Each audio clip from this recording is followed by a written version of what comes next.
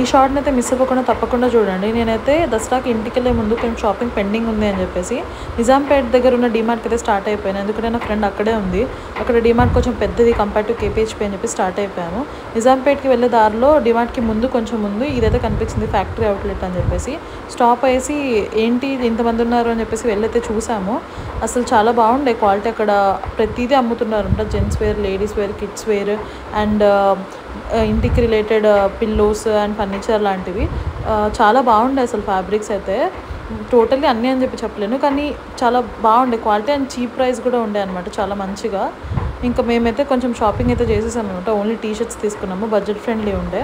ఇంకా అలా మొత్తం అన్నీ చూసేసుకొని అక్కడ ఇంకా ఏమేమి ఉన్నాయని చెప్పేసి పూర్తిగా ఎక్స్ప్లోర్ చేసేసి మీకు కూడా చూపిద్దామని చెప్పేసి ఇంకా ఈ షార్ట్ అయితే పెడుతున్నాను. డీమార్ట్కి కొంచెం ముందే ఉంటుంది.